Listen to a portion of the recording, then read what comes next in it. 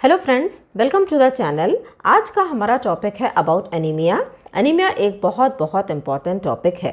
तो एनीमिया क्या होता है, क्या इसके ग्रेड्स हैं, कैसे हम एनीमिया को क्लासिफाई करते हैं, क्या उसके साइंस एंड सिम्टम्स हैं, कैसे हम जानेंगे कि पेशेंट को एनीमिया है, कैसे हम डायग्नोस करेंगे और क्या उसका ट्रीटमेंट है, इसके बारे में इस वीडियो में डिस्कस करेंगे, है ना। तो एनीमिया को अगर हम डिफाइन करें तो anaemia means decrease in oxygen carrying capacity of the blood. जब भी ब्लड की ऑक्सीजन कैरिंग कैपेसिटी कम हो जाती है उस कंडीशन को हम बोलते हैं एनीमिया, है ना। अभी हम ऑलरेडी जानते हैं कि जो ऑक्सीजन है ये हीमोग्लोबिन के द्वारा हमारे बॉडी के अंदर ट्रांसपोर्ट होता है। Haemoglobin it is a red coloured pigment which is present in the RBC, है ना। तो अगर किसी वजह से आरबीसी काउंट कम हो जाए, ठीक है, यानी कि बिलो 4 मिलियंस पर क्यूबिक मिलीमीटर हो जाए, या फिर किसी वजह से हीमोग्लोबिन का काउंट कम हो जाए, दैट इज़ बिलो 12 ग्राम %, तो दोनों ही कंडीशन में हमारे बॉडी की ब्लड की ऑक्सीजन कैरिंग कैपेसिटी कम हो जाएगी, जिसको हम कहते हैं एनीमिया, ठीक है। अब अगर हम एनीमिया के ग्रेड्स को देखें तो anaemia can be divided into 3 grades, mild, moderate and severe. तो इसकी एक रेंज दी है, ठीक है। माइल्ड हम तब बोलते हैं जब हीमोग्लोबिन 8 से लेकर 12 ग्राम्स पर डीएल तक होता है। Moderate means when the haemoglobin is 5 to 8 grams पर डीएल। और अगर सीवियर एनीमिया है, इसका मतलब जो हीमोग्लोबिन है it is less than 5 grams पर डीएल, है ना। तो ये जो ग्रेड्स हैं माइल्ड, मॉडरेट एंड सीवियर, ठीक है। अब अगर हम इंसिडेंस देखें एनीमिया का in comparison to males and females, तो एनीमिया एक बहुत ही कॉमन डिजीज़ है, कंडीशन है जो कि फीमेल्स के अंदर ज़्यादा देखी जाती है इन कंपैरिजन टू मेल्स, है ना। अब इसके दो कारण हैं। पहला कारण तो ये है कि मेल्स के अंदर टेस्टोस्टेरोन हार्मोन का लेवल ज़्यादा होता है, और ये जो टेस्टोस्टेरोन हार्मोन है ये एरिथ्रोपोइसिस को, यानी कि हमारे जो ब्लड के फॉर्मेशन की प्रोसेस है, इसको ये स्टिमुलेट करता है ना। तो एक तरीके से मेल्स के अंदर आरबीसी काउंट ज़्यादा होता है। आरबीसी काउंट ज़्यादा होगा तो ऑब्वियसली हीमोग्लोबिन भी ज़्यादा होगा। दूसरा कारण है फीमेल्स के अंदर due to cyclic loss of blood during menstruation, है ना। Every month there is cyclic loss of blood menstruation की वजह से, तो इसकी वजह से फीमेल्स के अंदर जो हीमोग्लोबिन है उसकी कमी देखने को मिलती है, ठीक है। अब अगर हम एनीमिया को क्लासिफाई करें तो यहाँ पर 2 क्लासिफिकेशन दिए गए हैं। One is aetiological classification. Aetiology का मतलब होता है कारण, है ना। सो डिपेंडिंग अपॉन क्या कारण है एनीमिया का, हम इसको ईटियोलॉजिकल क्लासिफिकेशन या फिर विट बायस क्लासिफिकेशन कहते हैं, ठीक है। दूसरा क्लासिफिकेशन है मॉर्फोलॉजिकल क्लासिफिकेशन। इसको हम विंट्रोब्स क्लासिफिकेशन बोलते हैं। अब इसमें भी 2 तरीके का क्लासिफिकेशन होता है। एक तो है डिपेंडिंग अपॉन द साइज़, है ना। हमारे जो आरबीसीज हैं उनका साइज़ क्या है उसके अकॉर्डिंग हम क्लासिफाई करते हैं। दूसरा depending upon the haemoglobin level, that is the colour, है ना। कितना हीमोग्लोबिन उस सेल के अंदर है, आरबीसी के अंदर है, इसके अकॉर्डिंग भी हम एनीमिया को क्लासिफाई करते हैं, है ना। तो अगर हम ईटियोलॉजिकल क्लासिफिकेशन पहले देखें तो ईटियोलॉजिकल क्लासिफिकेशन के अंदर जो पहला है that is nutritional deficiency anaemia, है ना।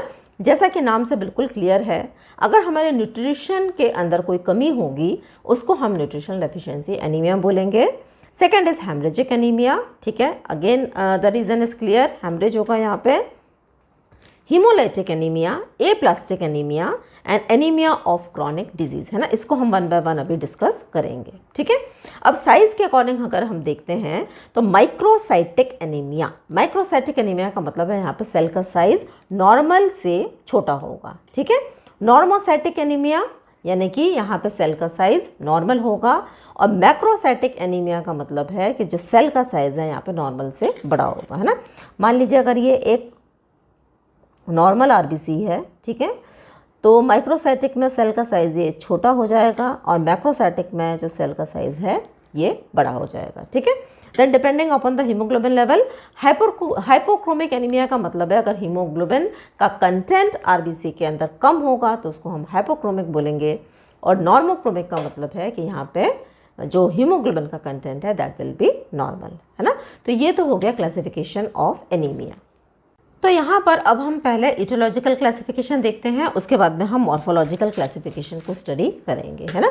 तो इटियोलॉजिकल क्लासिफिकेशन के अंदर जो सबसे पहला है हमारा nutritional deficiency anaemia, that means anaemia due to deficiency of nutrients needed for the RBC and haemoglobin formation, है ना। तो हीमोग्लोबिन और आरबीसी के फॉर्मेशन में जिन न्यूट्रिएंट्स की आवश्यकता है, अगर उनकी कमी होगी बॉडी के अंदर तो definitely there will be nutritional deficiency anaemia. अब ये कौन कौन से सब्सटेंसेस हैं जो कि हीमोग्लोबिन के फॉर्मेशन में या आरबीसी के फॉर्मेशन में हेल्प करते हैं? तो यहाँ पे पहले नंबर पे आता है आयरन, है ना। Iron is needed for haemoglobin synthesis, है ना। अब हीमोग्लोबिन के अंदर दो पार्ट होते हैं, एक हीम और ग्लोबिन। तो ये जो हीम वाला पार्ट है, this is the iron part, है ना। तो iron is needed for the synthesis of haemoglobin, ठीक है। तो आयरन की कमी से होने वाले एनीमिया को हम बोलते हैं iron deficiency anaemia. Second is vitamin B12 deficiency anaemia, है ना। अब vitamin B12 it is a maturation factor, है ना। विटामिन B12 को हम साइनोकोबालामीन बोलते हैं। इसको हम मैचुरेशन फैक्टर के नाम से भी जानते हैं क्योंकि ये आरबीसी के मैचुरेशन में एक बहुत इंपॉर्टेंट रोल प्ले करता है ना। तो जब आरबीसीज मेच्योर होते हैं तो मैचुरेशन में vitamin B12 it helps in the maturation of RBC.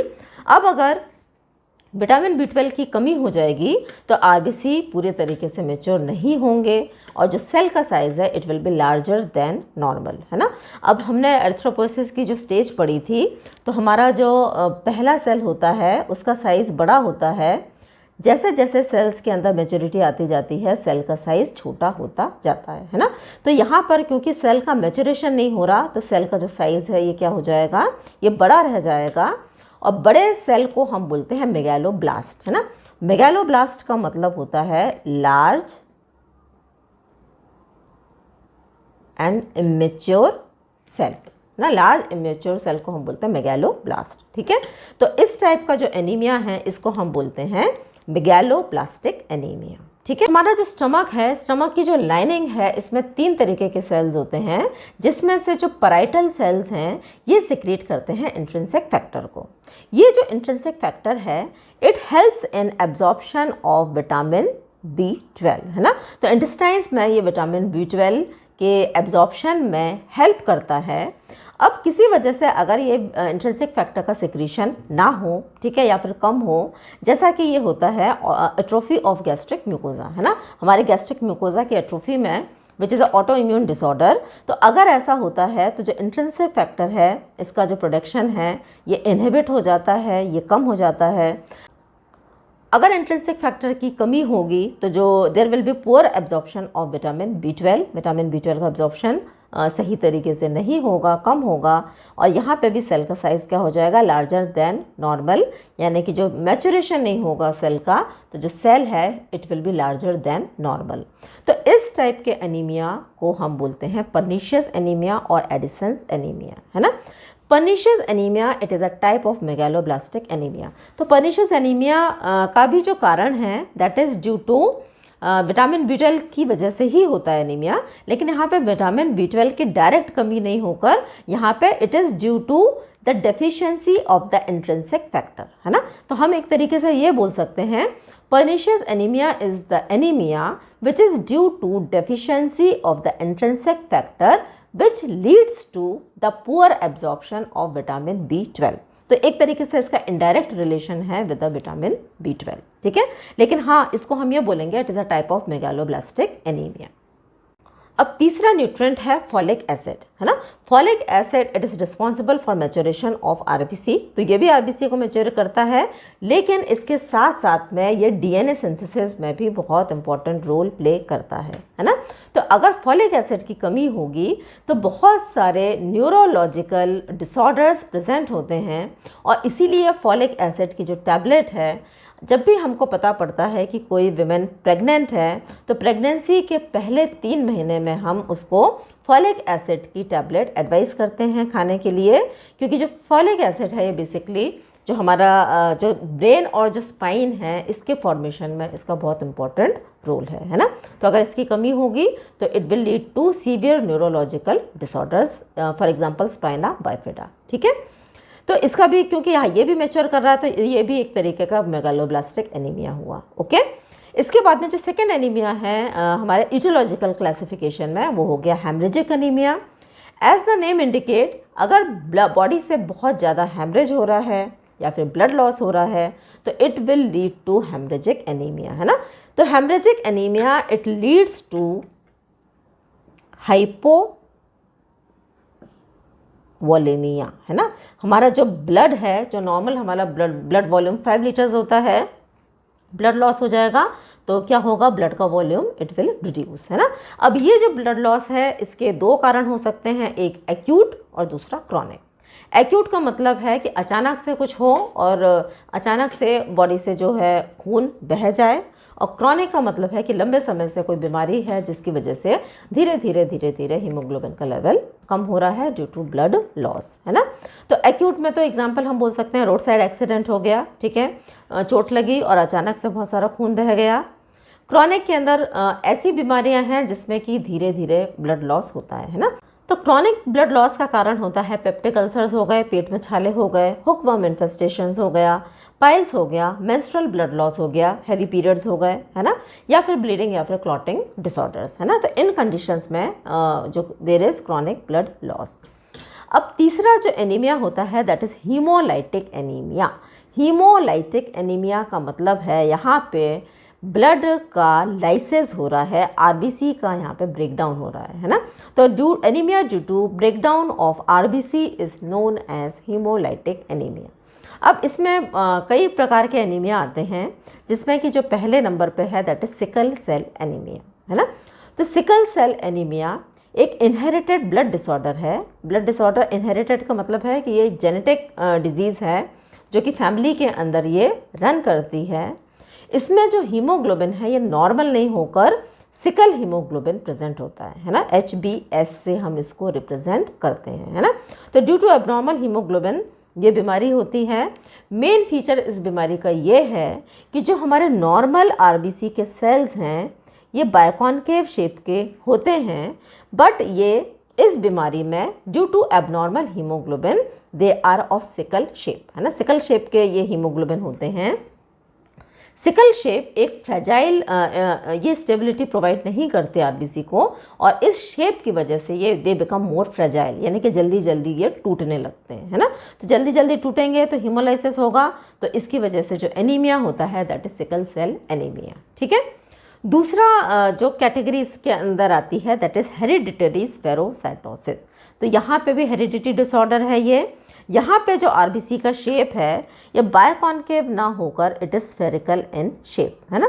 तो अगर स्फेरिकल शेप होगा, कोई भी शेप है except by concave shape, RBC का स्टेबल शेप नहीं होता, आरबीसी की टूटने की टेंडेंसी को ये बढ़ाता है, ठीक है। तो यहाँ पर भी सेम चीज़ है, हीमोलाइसिस होगी, आरबीसी टूटेंगे और एनीमिया होगा। तीसरी जो बीमारी इसके अंदर आती है एनीमिया की that is G6PD deficiency. G6PD से हमारा मतलब है ग्लूकोज 6 फॉस्फेट डिहाइड्रोजिनेज, है ना। तो ये क्या होता है, बेसिकली एक एंजाइम है जो कि रेड ब्लड सेल्स को डैमेज होने से प्रिवेंट करता है ना। तो ये आरबीसी को टूटने से प्रिवेंट करता है। अगर इसकी कमी हो जाएगी तो आरबीसी अपना पूरा लाइफ स्पैन पूरा किए करने के पहले ही टूटने लगते हैं, है ना। आरबीसी का 120 डेज़ का लाइफ स्पैन होता है, लेकिन यहाँ पर आरबीसी अपने समय से पहले ही इनका ब्रेकडाउन होने लगता है, ठीक है। और क्यों होता है, due to deficiency of the G6PD, है ना। तो इसके जो ट्रिगर्स हैं, यानी कि कौन से फैक्टर्स हैं जो कि G6PD को ट्रिगर करते हैं, तो कुछ मेडिसिन हैं और कुछ फूड हैं जो कि G6PD डेफिशिएंसी के लिए रिस्पॉन्सिबल होते हैं। जो नेक्स्ट हीमोलाइटिक एनीमिया का जो टाइप है that is thalassaemia which is also known as Cooley's anaemia, है ना। तो थैलेसीमिया भी एक प्रकार का जेनेटिक डिसऑर्डर है जिसका कारण होता है फॉल्टी और missing globin chains. We have already studied कि जो नॉर्मल एडल्ट हीमोग्लोबिन होता है इसके अंदर 2 अल्फा चेन्स होती हैं और 2 बीटा चेन्स प्रेजेंट होती हैं, है ना। अब ये जो chains, these are the globin chains, इनको हम ग्लोबिन चेन्स बोलते हैं, है ना। अब अगर ये जो ग्लोबिन चेन्स में से एक ग्लोबिन चेन मिसिंग हो जाएगी या उसका जो कॉन्फ़िगरेशन है उसके अंदर फॉल्टी कॉन्फ़िगरेशन होगा, तो इस टाइप के एनीमिया को हम बोलते हैं थैलेसीमिया, है ना। अब ये भी दो तरीके का होता है, alpha thalassaemia and beta thalassaemia. तो यहाँ पर आप देखें, नॉर्मली 2 अल्फा और 2 बीटा चेन्स होती हैं। अगर एक अल्फा और 2 बीटा चेन है तो ये हो जाएगा अल्फा थैलेसीमिया। 2 अल्फा और 1 बीटा चेन है तो यहाँ पे 1 बीटा चेन मिसिंग है तो ये हो जाएगा बीटा थैलेसीमिया, है ना। एंड यूजुअली इसमें जो हमारी अल्फा और बीटा चेन्स हैं ये ना होकर दूसरी चेन प्रेजेंट होती हैं which is abnormal, that is gamma chains, है ना। तो इस टाइप के एनीमिया को हम बोलते हैं थैलेसीमिया। तो इसके अंदर भी हीमोलाइसिस होगा और इसके अंदर भी आरबीसी का ब्रेकडाउन देखने को मिलेगा, ठीक है। तो ये जितने भी हमने एनीमिया पढ़े, that means sickle cell anaemia, heredity spherocytosis, G6PD deficiency anaemia and thalassaemia, they are the type of haemolytic anaemia, okay. अब इसके बाद में जो फोर्थ कैटेगरी एनीमिया की है that is aplastic anaemia. Aplastic anaemia का मतलब होता है एप्लेजिया यानी कि नॉन फंक्शनल, है ना। तो when the bone marrow is hypoactive और नॉन फंक्शनल, बोन मैरो अपना जो काम है, अपना जो फंक्शन है वो प्रॉपर तरीके से नहीं करती, तो इसके वजह से जो एनीमिया होता है इसको हम बोलते हैं एप्लास्टिक एनीमिया, ठीक है। ये इडियोपैथिक है, इसका कारण, इडियोपैथिक का मतलब होता है कि इसका जो कॉज है इट इज़ मोस्टली अननोन, लेकिन कुछ कारण भी है इसके, जैसे कि रिपीटेड एक्सपोजर टू एक्सरे, है ना। अगर बार बार एक्सरे कराते हैं तो जो एक्सरे की रेडिएशंस हैं वो हमारे बोन मैरो की एक्टिविटी को इनहिबिट करती हैं। कुछ ड्रग्स भी हैं जैसे कि बेंजीन हो गई, है ना। तो ये जो ड्रग्स हैं ये भी हमारे बोन मैरो को हाइपोएक्टिव करती हैं, ठीक। अब बेसिकली होता क्या है इस एनीमिया के अंदर, तो जो ब्लड है हमारा ये बोन मैरो के अंदर बनता है। ब्लड के जो सेल्स हैं ये आरबीसी, डब्ल्यूबीसी और प्लेटलेट्स हैं, ठीक है। और अगर किसी वजह से बोन मैरो का फंक्शन इनहिबिट हो जाए, दैट मीन्स एप्लेजिया और हाइपोप्लेजिया, तो ऐसी कंडीशन में ब्लड का फॉर्मेशन नहीं होगा, और जब ब्लड का फॉर्मेशन नहीं होगा तो it will result in decrease in RBC count, RBC count कम होंगे, डब्ल्यूबीसी काउंट भी कम होंगे और प्लेटलेट काउंट भी कम होंगे, है ना। तो तीनों आरबीसी, डब्ल्यूबीसी, प्लेटलेट का काउंट कम हो जाएगा। इस कंडीशन को हम बोलते हैं पैनसाइटोपिनिया, पैनसाइटोपिनिया, है ना। तो आरबीसी काउंट कम होगा तो एनीमिया होगा, डब्ल्यूबीसी काउंट कम होगा तो जो पेशेंट का इम्यून सिस्टम उतना स्ट्रॉन्ग नहीं रहेगा तो बार बार पेशेंट को इन्फेक्शन होंगे, प्लेटलेट काउंट कम होगा तो उसकी जो ब्लीडिंग टेंडेंसीज हैं ये बढ़ जाएंगी, है ना। तो ये सारी चीज़ें एप्लास्टिक एनीमिया के अंदर देखने को मिलती हैं, ठीक है। इसके बाद में एनीमिया ऑफ क्रॉनिक डिजीज़, अगर कोई पेशेंट है जो कि बहुत लंबे समय से क्रॉनिक डिजीज़ से पीड़ित है तो धीरे धीरे करके उसका हीमोग्लोबिन काउंट कम हो जाता है। यहाँ पे कुछ डिजीज़ेस दी हैं, आप 3 याद रख सकते हैं, rheumatoid arthritis, tuberculosis and chronic renal failure, है ना। रीनल फेलियर में जो एरिथ्रोपोइटिन है इसका इन्वॉल्वमेंट होता है जिस वजह से एनीमिया होता है, ठीक है। तो ये तो था हमारा ईटियोलॉजिकल क्लासिफिकेशन, जिसके अंदर हमने न्यूट्रिशनल एनीमिया के बारे में पढ़ा, फिर हेमरेजिक एनीमिया के बारे में पढ़ा, फिर हीमोलाइटिक एनीमिया के बारे में पढ़ा, फिर एप्लास्टिक एनीमिया और एनीमिया ऑफ क्रॉनिक डिजीज़ के बारे में पढ़ा, है ना। अब मॉर्फोलॉजिकल क्लासिफिकेशन में हमने पढ़ा था या तो सेल का साइज़ के अंदर कुछ प्रॉब्लम हो या सेल के अंदर हीमोग्लोबिन कंटेंट के अंदर कुछ प्रॉब्लम हो, है ना। तो यहाँ पे 3 तरीके के एनीमिया देखने को मिलते हैं। पहला है माइक्रोसाइटिक हाइपोक्रोमिक। माइक्रोसाइटिक यानी कि सेल का साइज़ नॉर्मल से कम होगा, हाइपोक्रोमिक यानी कि हीमोग्लोबिन जो कंटेंट है वो भी कम होगा, है ना। तो यहाँ पर आपको याद ये रखना है कि जो हमारा आयरन डेफिशिएंसी एनीमिया है it belongs to the category of microcytic hypochromic anaemia. ये बहुत इंपॉर्टेंट है, वाइवा में मोस्ट ऑफ द टाइम ये क्वेश्चन पूछा जाता है ना। तो iron deficiency anaemia it is a type of microcytic hypochromic anaemia जहाँ पे सेल का साइज नॉर्मल से कम होगा और हीमोग्लोबिन भी नॉर्मल से कम होगा। जो थैलेसीमिया है it also belongs to the category of macrocytic hypochromic anaemia. ठीक है, अब दूसरी कैटेगरी है हमारी नॉर्मोसाइटिक नॉर्मोक्रोमिक एनीमिया, जिसमें जो सेल का साइज़ है ये नॉर्मल रहता है, हीमोग्लोबिन है ये भी नॉर्मल रहता है ना। अब इसके अंदर आते हैं हमारे most of the haemolytic anaemia, क्योंकि हीमोलाइसिस हो रही है, ठीक है, तो इसमें सेल के साइज से कोई लेना देना नहीं है, तो यहाँ पे हीमोलाइटिक एनीमिया आते हैं, लेकिन यहाँ पे एक्सेप्शन है थैलेसीमिया, जो कि माइक्रोसाइटिक हाइपोक्रोमिक एनीमिया का टाइप है। इसके अलावा हेमरेजिक एनीमिया है और एप्लास्टिक एनीमिया है, ये भी नॉर्मोसाइटिक नॉर्मोक्रोमिक एनीमिया के अंदर आते हैं। ठीक है, अब तीसरा है मैक्रोसाइटिक नॉर्मोक्रोमिक एनीमिया, यानी कि सेल का साइज नॉर्मल से बड़ा लेकिन हीमोग्लोबिन का कंटेंट नॉर्मल। इसके अंदर आते हैं विटामिन B12 डेफिशिएंसी एनीमिया, यानी कि जो मेगालोब्लास्टिक एनीमिया है, ठीक है, फॉलिक एसिड डेफिशिएंसी एनीमिया है, इंट्रिंसिक फैक्टर की कमी से जो एनीमिया है दैट इज़ पर्निशियस एनीमिया, ये सारे इस कैटेगरी के अंदर बिलोंग करते हैं। Next we come to the symptoms of anaemia. तो जो सिम्टम्स हैं एनीमिया के that is shortness, easy fatigue and weakness. Patient को बहुत ज़्यादा थकावट होगी, कमज़ोरी होगी, ज़रा सा भी काम पेशेंट करता है तो वो बहुत ज़्यादा थक जाएगा। शॉर्टनेस ऑफ ब्रेथ यानी कि हाफ जाना, सांस लेने में दिक्कत होना, डिज़निया है ना, डिज़निया यानी कि सांस लेने में दिक्कत होना है ना। तो क्योंकि यहाँ पे जो मेन प्रॉब्लम है वो ऑक्सीजन की कमी हो रही है सेल्स में, टिश्यूज़ में, तो थोड़ा भी काम करने में पेशेंट की सांस फूल जाएगी और उसको डिज़निया, सांस लेने में दिक्कत होगी। लैक ऑफ कंसंट्रेशन, अगेन यहाँ पे ऑक्सीजन की कमी हो रही है, जिसकी वजह से पेशेंट फोकस नहीं कर पाएगा और कंसंट्रेशन की कमी होगी। डिजीनेस हो सकती है, चक्कर आ सकते हैं पेशेंट को।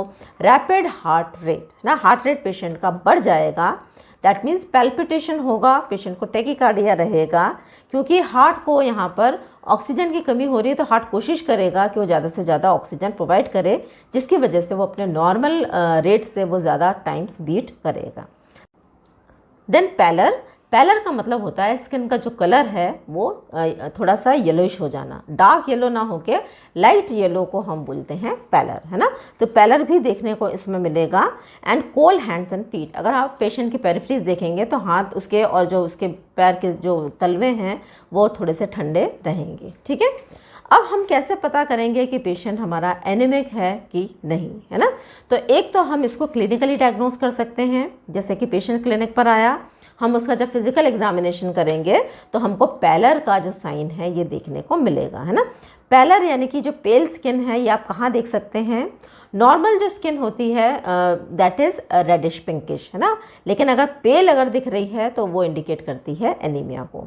तो हम इसको नेल्स में देख सकते हैं, नेल बेड्स पे देख सकते हैं, चेहरे पे पैलर देखने को मिलेगा, पाम्स पे, है ना, यहाँ पर देख सकते हैं, कंजंक्टिवा में, है ना। अब आप यहाँ पर देखें ये आई का डायग्राम है, कंजंक्टिवा में हम पैलर कहाँ डिटेक्ट करते हैं, है ना। तो हम पेशेंट की जो आइज़ हैं उसको हम ये जो लोअर लिड है उसको हम नीचे की तरफ पुल करेंगे, है ना। जब हम नीचे की तरफ पुल करते हैं तो ये वाला जो पोर्शन है इसको हम बोलते हैं लोअर पैल्पेब्रे कंजंक्टिवा। हम क्या करेंगे, पेशेंट को बोलेंगे कि ऊपर की तरफ देख और नीचे की तरफ की जो आईलिड्स हैं उसको हम नीचे की तरफ पुल करेंगे, तो this lower palpebral conjunctiva is exposed.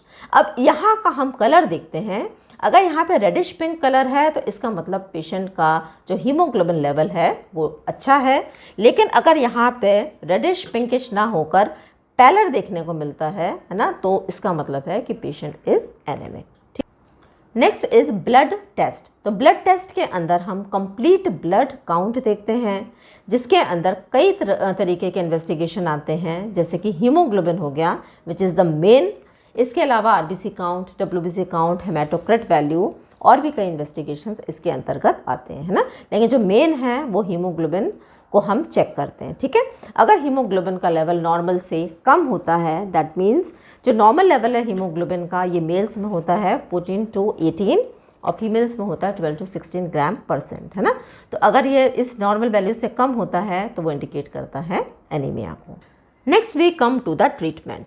तो एनीमिया का ट्रीटमेंट डिपेंड करता है कि एनीमिया कौन से टाइप का है और उसकी सीवियरिटी क्या है। तो अगर हम टाइप्स को पहले देखें तो अगर न्यूट्रिशनल डेफिशिएंसी एनीमिया है तो यहाँ पे तो बिल्कुल क्लियर है, जिस न्यूट्रिशन की कमी है उस न्यूट्रिशन को हमको पेशेंट को प्रोवाइड करना है ना। तो कौन कौन से कारण थे न्यूट्रिशनल एनीमिया के, iron, folic acid, vitamin B12 और प्रोटीन्स। यानी कि हमको पेशेंट को इन्हीं चीज़ों को पेशेंट को की जो डाइट है उनमें इन चीज़ों को ऐड करना है। ठीक है, तो आप डाइटरी भी इसमें ऐड कर सकते हैं। दूसरा, आप टैबलेट्स और इंजेक्टेबल्स के फॉर्म में भी इनको दे सकते हैं, है ना। तो आयरन की टैबलेट्स हो गई, विटामिन B12 हो गया, फॉलिक एसिड हो गया, ये हम पेशेंट को देते हैं। ठीक, तो आयरन रिच डाइट के अंदर बेसिकली आती हैं लीफी वेजिटेबल्स, जैसे कि पालक हो गई, है ना, अनार हो गया, चुकंदर हो गया जिसको हम बीट रूट बोलते हैं। ठीक है, फिर ड्राई फ्रूट्स हो गए, डेट्स हो गए, तो ये सब, गुड़ हो गया, ये सब आयरन रिच डाइट है ना। Vitamin B12 basically non vegetarian food के अंदर ज़्यादा अवेलेबल होता है, तो मीट के अंदर विटामिन B12 का कंटेंट ज़्यादा होता है, लेकिन लीफी वेजिटेबल्स के अंदर भी विटामिन B12 प्रेजेंट होता है। ठीक है, तो ये हमको जिन भी चीज़ों की कमी है उसकी हमको पूर्ति करना है डाइट के माध्यम से, एज वेल एज टैबलेट्स या फिर इंजेक्टेबल्स के फॉर्म में। ये डिपेंड करता है कि कितना एनीमिया की सीवियरिटी है। ठीक है, अब अगर हेमरेजिक एनीमिया होता है, यानी कि अगर ब्लड लॉस है कारण एनीमिया का, या फिर हीमोलाइसिस है कारण एनीमिया का, तो यहाँ पर हम सीधा सीधा ब्लड ट्रांसफ्यूजन देते हैं। ठीक है, अगर एप्लास्टिक एनीमिया है, यानी कि जो बोन मैरो है वो प्रॉपर तरीके से काम नहीं कर रही, नॉन फंक्शनल है, in that case we go for bone marrow transplant, है ना। तो बोन मैरो को रिप्लेस किया जाता है, बोन मैरो ट्रांसप्लांट के माध्यम से हम एप्लास्टिक एनीमिया को करेक्ट कर सकते हैं, है ना। अब माइल्ड, मॉडरेट या सीवियर एनीमिया है, इसके अकॉर्डिंग हम पेशेंट को टैबलेट्स या फिर इंजेक्टेबल्स या फिर जो ब्लड ट्रांसफ्यूजन है ये दे सकते हैं। So this was all about the topic. तो अगर यहाँ तक आपने वीडियो देखा है तो एक क्वेश्चन है जो कि आप आंसर कर सकते हैं कमेंट बॉक्स में, and the question is iron deficiency anaemia is a type of which anaemia. Iron deficiency anaemia किस टाइप का एनीमिया होता है ना। तो ये आप कमेंट बॉक्स में आंसर करें क्वेश्चन को। अगर आपको वीडियो समझ में आया है तो वीडियो को लाइक करें, चैनल को सब्सक्राइब करें और वीडियो को शेयर करें। Thanks for watching.